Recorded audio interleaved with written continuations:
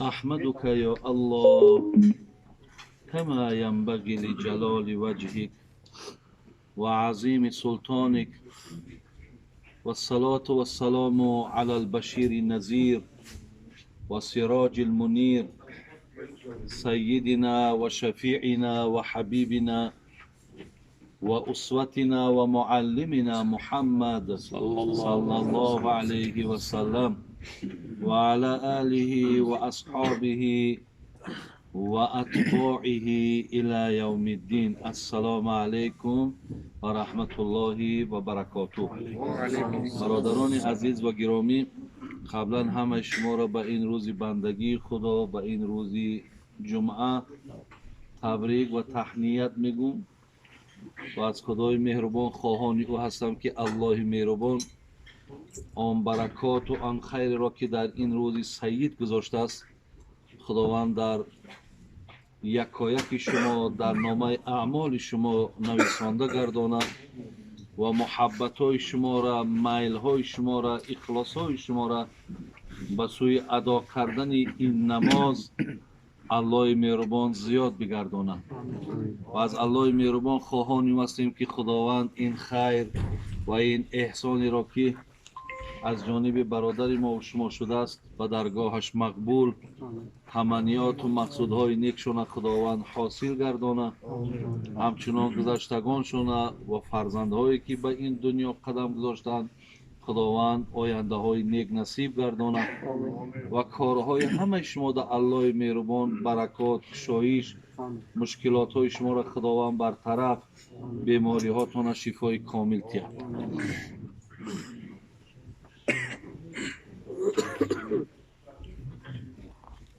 پیش ارباب خرد مایه ایمان ادب است.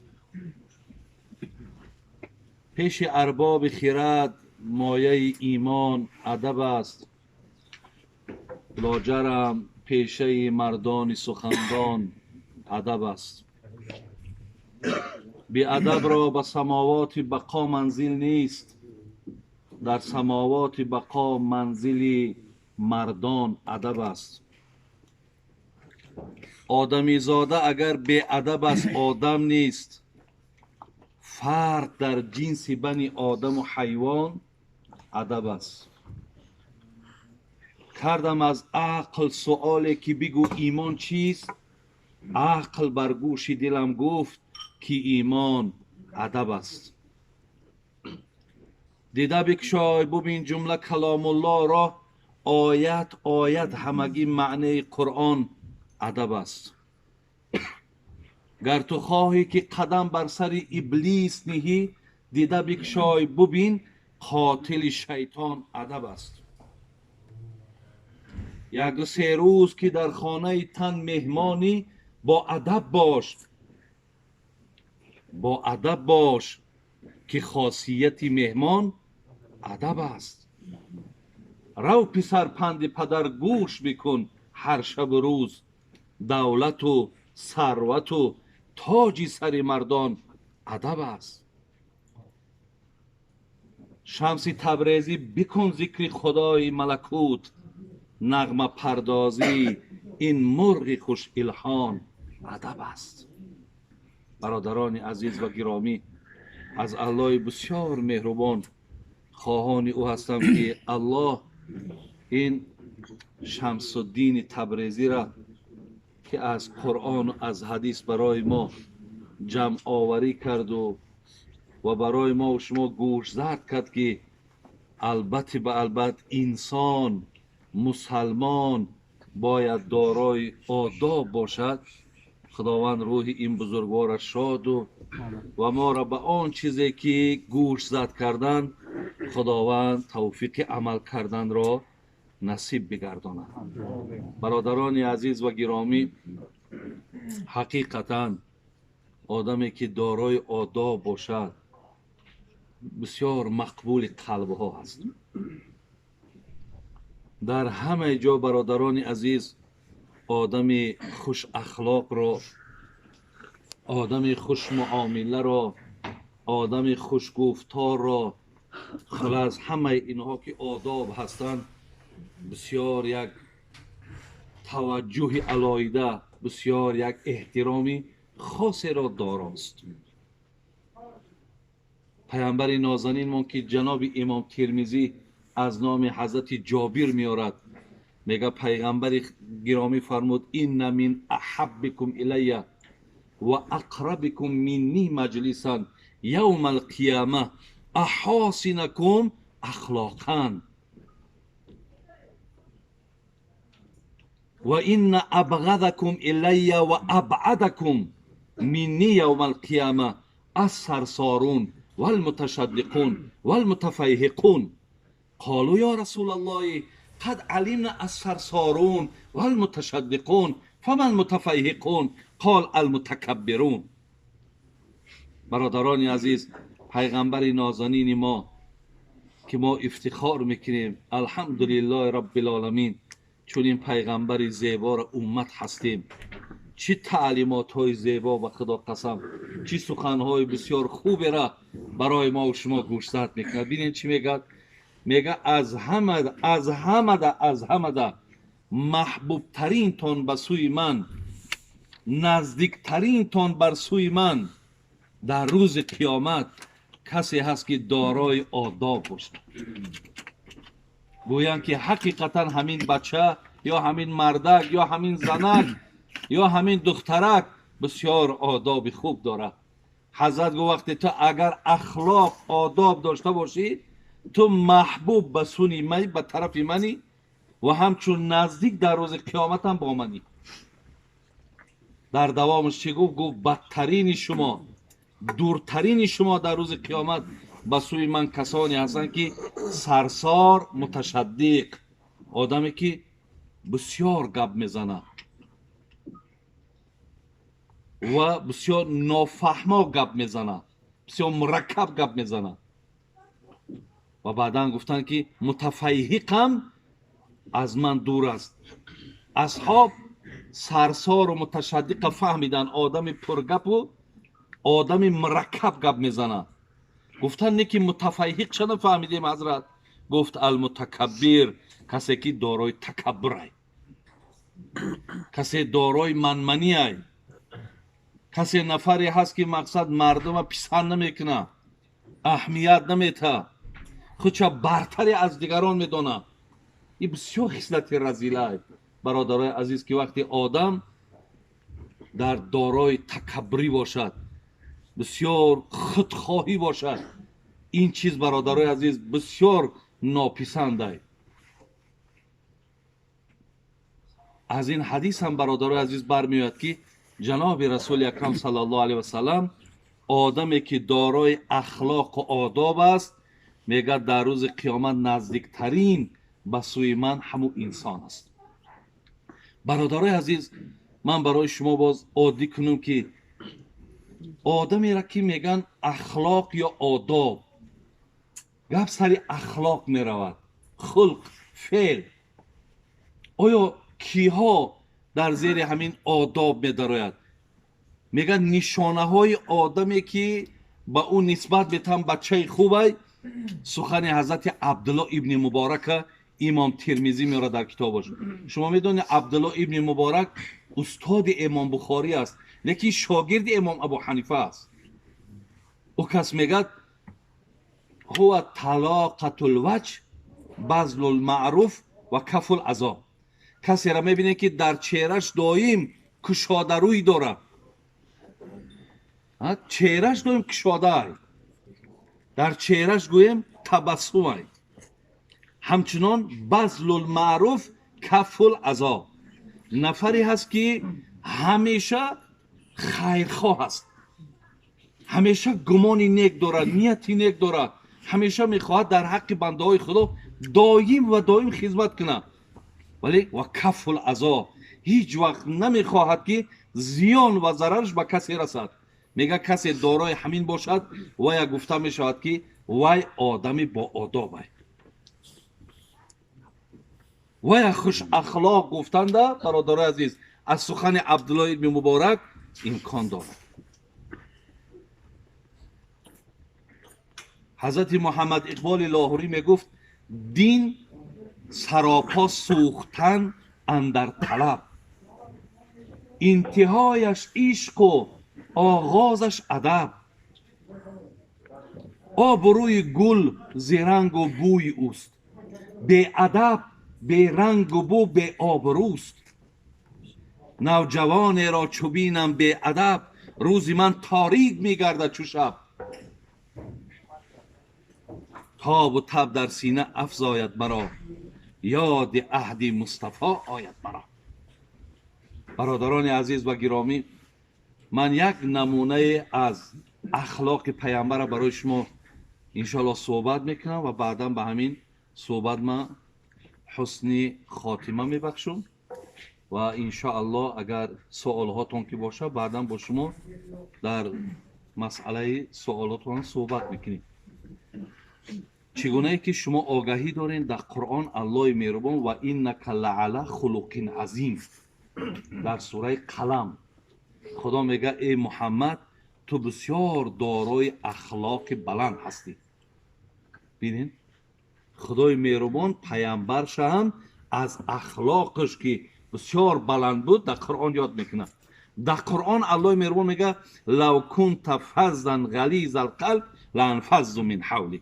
ای محمد اگر تو سخت دل میشدی یا درشت رفتار میشدی، این مردم در گردی تو جمع نمیشیدن.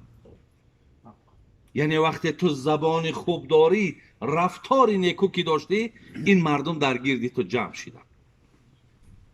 یعنی از روی اخلاقت، از روی رفتارت. برادرای عزیز، در تاریخ دین ما بسیاری از محاربه ها، جهاد ها گذشتگی است. از آن جمله بسیاری حاجی ها میدانند که مردم مسلمان ما و شما در جنگ احد میگیم که بسیاری حاجی ها اینا رفته همو کوی احد دیدگی هم.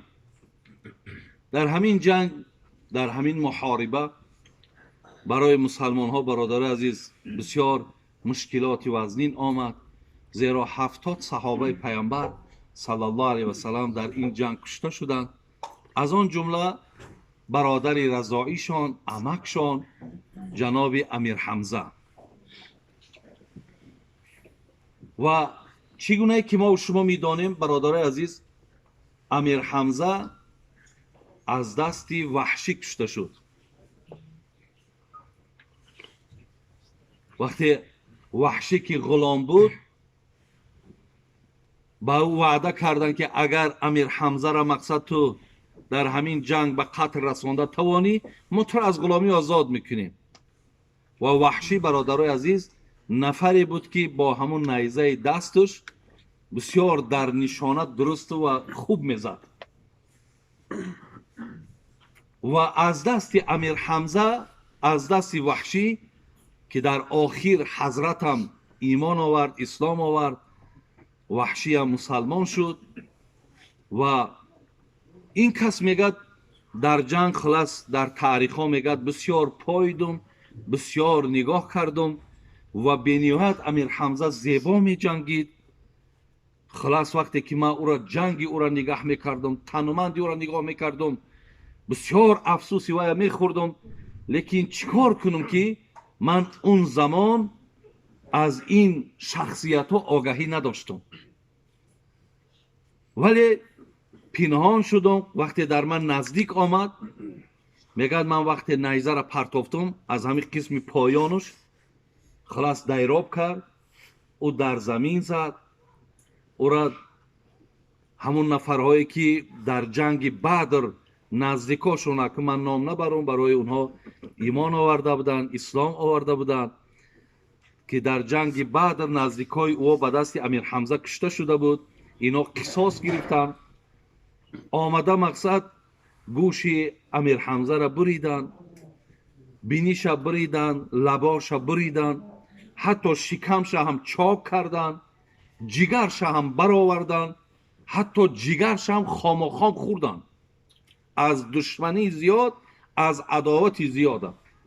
وقتی رسول اکرم صلی الله علیه و سلم بعد تمام شدن این جهاد آمد حال عمک شدید، بسیار بسیار ناراحت شد، خیلی ناراحت شد و خیلی گریه هم کردن. برای پشت و پناه حضرت اینها بودند. خلاص وقتی این زمانها تمام شد، پیامبر مکه را فتح کرد، گرفت. وحشی تا همون زمان ایمان نآورده بود. ایمان نآورده بود. وقتی حضرت مکه را گرفت، وحشی در همون مکه بود. گریخت طرف طائف رفت. یگان 70 تا 90 کیلومتر از مکه بیرون شد که یکی مبادای مقصد اگر دریاب میکردن، حضرت میدانست که همین نفر امکش کشتگی است. از بین مردم می آمدن پیش رسول الله، درو ایمان می آوردن. الکه همه در دست مسلمان ها بود. از آن جمله نماینده ها پیش وحشی رفتن، گفتن وحشی بیا به این پیامبر ایمان بیار، به خدا قسم ما رفتیم ایمان آوردیم، اینقدر معامله زیبا دارد، اینقدر اخلاق بلند دارد. وحشی گفت که شما دیگر نفرین، من دیگر نفرم. من نزدیکترین آدمی را به قتل رسانیدم. اگر من اوی دیراب کرد، الله دانا هست مرا پاره پاره میکنند. میگه نماینده ها گفتن وحشی گپی زیادی نکن، ما چیزی را در سیمای او حضرت دیدگیم، باوری داریم که تو را میبخشد. خلاص او را باور کناندن و وحشی آمد. تصور کنیم برادران عزیز، وقتی آمد پیامبر در مسجد بود. آمد وقتی همین وحشی را دید، حضرت وحشی را شناخت. گفت تو وحشی؟ گفت من وحشیم. گفت اشهد ان لا اله الا الله اشهد ان محمدا عبده و رسوله. من گواهی میدهم که الله تو الله یک و یگانه است و گواهی میدهم که تو پیغمبری بر حق هستی. وقتی این سخن گفت، پیامبر گفت بشین در زمین. نشست. گفت میخواهم که همون قصه قتل برادر مرا از اول تا با آخر نقل کنی. چی تو را وادار کرد که امیر حمزه را به قتل رساندی؟ چی شما را وادار کرد که او را در این یک حالتی بسیار بسیار ناراحت کننده شما او را گذاشتید، همه عضوهاش بریدید؟ چرا این کار را کردید؟ از ابتدا وحشی میگه من سر کردم صحبت، سر کردم میگه، لیکن بسیار خجالت بودم، بسیار غم زده بودم، بسیار از کارم پشیمان بودم. میگه از زمان نگاه کردم طرف حبیبی خدا دلاور نمیشیدم، سرم بردارم نگاه میکنم رنگ باران واری از چشمای حضرت آب ریخته سای. وقتی من صحبت دارم او گوش داره و گریه داره. میگه وقتی تمام کرد صحبت، میگه تمام شد، همین خیلی گشت طرف منو گفت فهل تستطیع ان تغیب وجهک عنی. میگه هم یک جمله گفت وحشی تو مسلمان شدی، اگه ما قبل چیزی کردی نکردی، با این کلمه زیبایی که تو گفتی همش بخشیده شد. من دیگر حقی در تو دست درازی کردن ندارم. خون تو در امان ماند، تو مسلمان شدی. لیکن اصلی خواهش برادرای عزیز، بازم همین قدر رفتار را ببینین، بخشیدن را ببینین، آداب را ببینین. اصلی خواهش چی؟ فهل تستطیع ان تغیب وجهک عنی.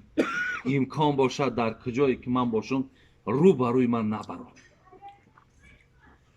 در کجای من نشستم حرکت کن، من چهره تو را نبینم، زیرا هر زمان تو را ببینم امیر حمزه در پیش روم پیدا می شود. بسیار کار زیشتی را کردیم، زین لحاظ از تو من همین قدر خواهش دارم.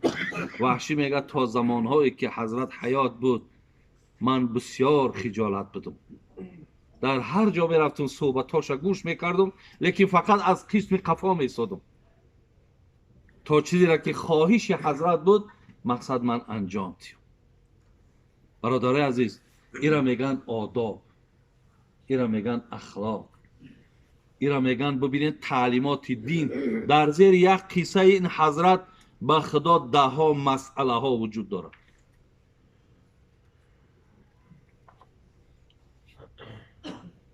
از این لحاظ برادرای عزیز و گرامی، حقیقتا دین ما اصلا خودش دین تربیه است. اصلا همین اسلام خودش عبارت های نصیحته و همه سر به سر چیزی که در ابتدا خواندیم همه از اول تا به آخر مردم به اخلاق حمیده، به رفتار زیبا. ببین پیامبر نازنین میگه اکمل المؤمنین ایمانا احسنهم خلقا. اگر در اینجا زیاده از 100 کس باشید، حوزه هیچ کنه میدونه ایمانی کی از همه مکمل تره، از کی در ایمانی کی از همه نورانی و بسیار ایمانی با قوته. پیامبر میگه نشانه داره، نشانه شمیه اکمل المؤمنین ایمانا احسنهم خلقا. که ببین اگر اخلاق خوب داشته باشه ایمانش بسیار بسیار نورانیه، بسیار ایمانش تقویت داره. در دامش چی میگه؟ میگه که اکمل المؤمنین ایمانا احسنهم خلقا و خیارکم خیارکم لنسائهم. بهترین شما آن کسی هست که به خانومش به زنش بسیار رفتار و معامله زیبا داره. من در چندین معرکه ها برادرها اشتراک کردم. آدمای از ما با کلانترا وقتی گپ سری آداب میروه، وقتی گپ سری زن شوهرداری میروه، همونا چی میگن؟ میگن حاجی بابا اینا که ما قریب 40 سال یا 50 سال زندگی کردیم، بسیار زندگی ما عبارت از همین احترام یکدیگر بود. یعنی در زندگی های ما مقصد سخنهای درشت، رفتارهای درشت هیچ وقت وجود نداشت. این برادر عزیز، این آدابی که من میگم یا من میگم لیکن ای کتاب خدا و رسول میگم، این معناش همیه که شما این آداب در برابر پدر و مادرتون، در برابر زن و فرزنداتون، در برابر یار و رفیقاتون، این آداب میتونین برادرای عزیز در حرکت درآورید. وقتی که محبوب ترین شما به سوی پیغمبر آدم خوش اخلاق باشه، کار نکنیم برادرای عزیز با سخنهای بسیار درشت و تلختون دل برادراتون، دل پدر و مادراتون، دل زن و فرزنداتون ملال خسته کنیم. زیرا تربیه دین ما برادرای عزیز این نیست. چقدر اگر شما خوش اخلاق باشید بسیار بسیار بسیار زیبا و خوب است. شیخ سعدی میگو خر به سگ آدمی نخواهد شد گرچه در پای منبر باشد. آدمی را اگر تربیت نکنند تا به 100 سالگی خری باشد. اگر عمر 50 و 60 و 70 و 80 باشد، لیکن اخلاق، آداب، رفتار که ما بهترین کتاب در دست داریم، بهترین روش پیامبر نازنین برای ما در پیش ماند، وقتی که ما پیروی نکنیم، حضرت میگه عمر در چند که باشد از همه حیوان تو هیچ کمی نداریم.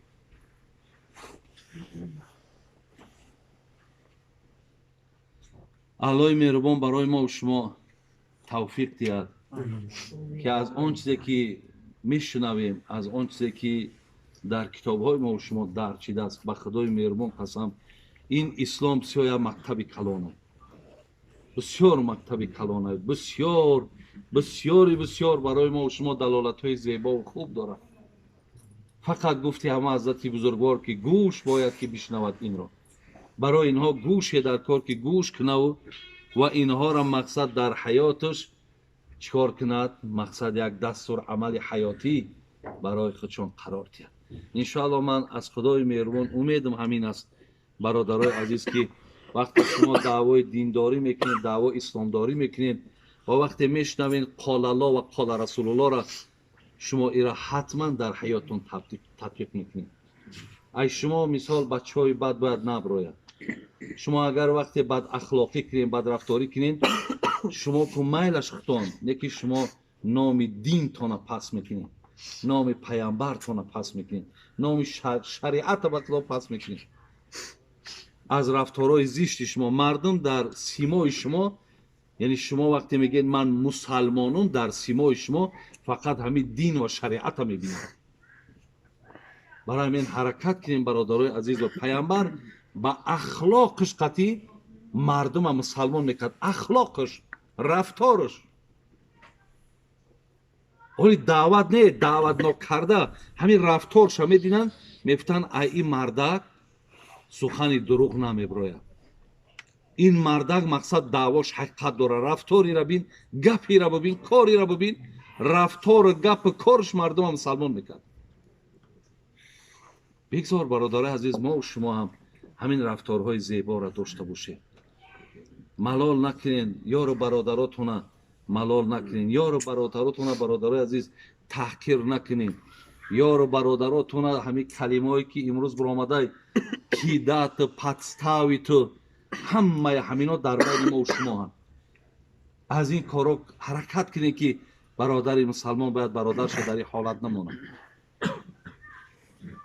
алло тани сиҳатон битаву имони комилтон битаву ва аллои меҳрубон ҳамаи таманниёту мақсудҳои нектона ҳосил гардона. ассалому алайкум ва раҳматуллоҳ.